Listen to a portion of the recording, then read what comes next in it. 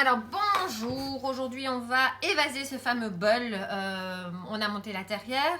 On a donc, comme je l'ai bien insisté, on a toujours ce petit cône ici dans le fond du pot. Maintenant on va venir créer l'arrondi. Pour créer l'arrondi, c'est quoi l'idée? On est dans le fond du pot, donc à la pointe du cône, j'ai envie de dire. On va faire un mouvement de balancier pour venir créer la courbe.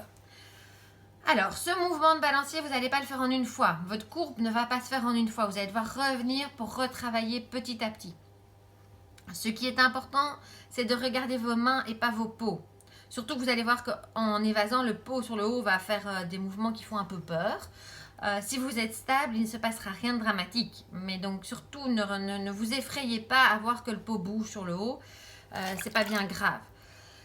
Le petit truc, c'est que toutes les formes, donc quand on évase, on ralentit la vitesse, quand on referme, on accélère. Ça, c'est un peu un petit truc. Donc, comme ici, on va évaser pour ouvrir, on va essayer de ne pas aller trop vite. D'accord? On est dans le fond, on va vraiment pousser vers l'extérieur. Donc, hop, je mouille bien mes parois. Alors, un petit truc pour mouiller aussi. Ce que moi, je fais pour que les parois soient bien mouillées, c'est que je mets mon pouce d'un côté et puis mes doigts de l'autre, de ma main gauche. Avec ma main droite, je viens mettre de l'eau sur le haut de ma main. Et en fait, l'eau coule le long de mes doigts et mouille du coup toute la paroi, vous voyez, ce qui permet de mouiller depuis le haut toute la paroi et faire en sorte que ça glisse quand même sans tout détremper. Ma main gauche va donc ici exercer un mouvement vers l'extérieur, un mouvement de balancier pour pouvoir évaser l'objet. La main droite, elle ne fait pas rien, d'accord? Donc cette main droite, elle accompagne le mouvement, elle reste en dessous comme toujours, donc la main gauche, la main intérieure est toujours au-dessus. La main extérieure, elle l'accompagne, elle ne doit pas pousser vers l'intérieur, sinon à nouveau, comme je vous l'ai expliqué précédemment, si les deux mains ne tiennent pas le même discours, la terre ne comprend pas et elle casse. Mais elle l'accompagne, elle soutient quand même. D'accord? Si vous faites à une main, tout va se décentrer. Donc la main droite a un rôle important à jouer. Vous n'allez pas trop vite, vous êtes dans le fond, donc sur la petite pointe de votre cône, et vous poussez vers l'extérieur calmement. Hop, hop, hop, hop, hop. Je vous disais, ça se déforme, vous voyez sur le haut. Donc ne regardez pas trop le haut, ou en tout cas n'ayez pas peur, il ne va rien se passer de dramatique, ça va s'ouvrir, hop hop hop hop, on voit, tchic tchic tchic tchic, ça s'ouvre.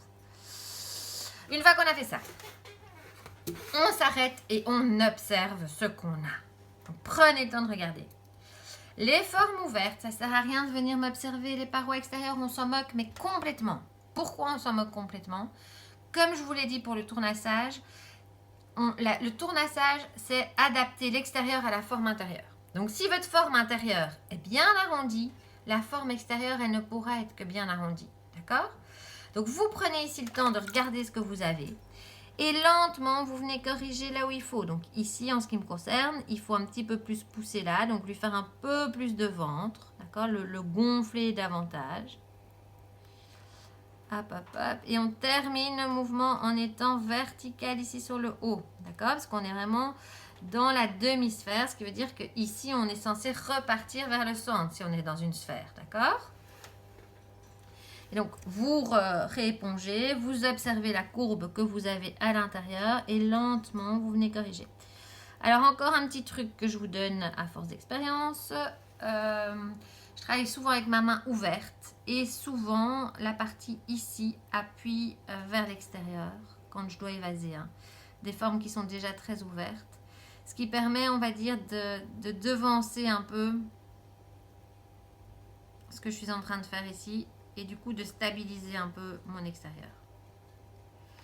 Donc, après, j'ai tendance à tourner très fin parce que j'adore ça.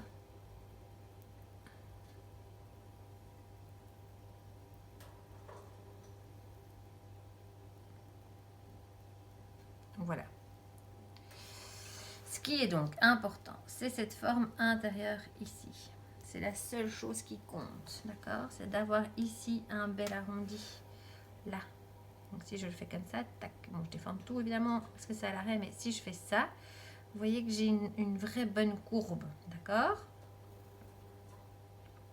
Donc ça, c'est vraiment essentiel. Après, vous n'êtes pas obligé de faire aussi fin au début, en tout cas, certainement pas, mais c'est vrai que voilà, moi je suis quelqu'un qui aime tourner fin, donc j'ai tendance à faire très fin mes objets. C'est vraiment ça. Si vous regardez l'intérieur maintenant, vous allez voir qu'il n'y a pas de plat ici. Donc c'est vraiment une courbe tout le temps. Donc j'ai pas un fond plat avec une paroi. il n'y a pas de pointe non plus. C'est vraiment une courbe depuis le fond, d'accord? Donc vous êtes là et donc vous devez vraiment travailler la courbe étape par étape, vous corrigez si c'est pas juste. Alors après, pratiquement, c'est toujours plus facile d'évaser que de resserrer, d'accord? Donc c'est beaucoup plus compliqué de venir refermer une forme ouverte. En général, l'argile n'aime pas du tout ça. Donc il vaut mieux y aller étape par étape, pas aller trop vite, ouvrir petit à petit, plutôt que vouloir aller trop vite et d'ouvrir et puis de se dire mon Dieu, j'aurais dû resserrer, d'accord? Si vous avez une bonne courbe, en général, ça tient, même si vous faites fin. Ça casse souvent quand on fait des angles, c'est-à-dire ceci. Donc là, j'ai un fond qui est quasi plat. Et donc, qu'est-ce qui se passe quand j'ai des angles ici? Avec juste le poids, ça déforme et ça casse. Si vous allez très vite en plus, vous voyez, c'est juste la catastrophe. Quand je vous disais qu'il faut vraiment les formes ouvertes, aller très lentement, parce que rien que la force de rotation pousse votre terre, tire votre terre vers l'extérieur et fait en sorte que tout s'effondre, d'accord? Donc surtout, n'allez pas trop vite avec votre tour, même quand vous avez fini. On fait toujours des gestes bien lents pour être sûr que ça ne casse pas.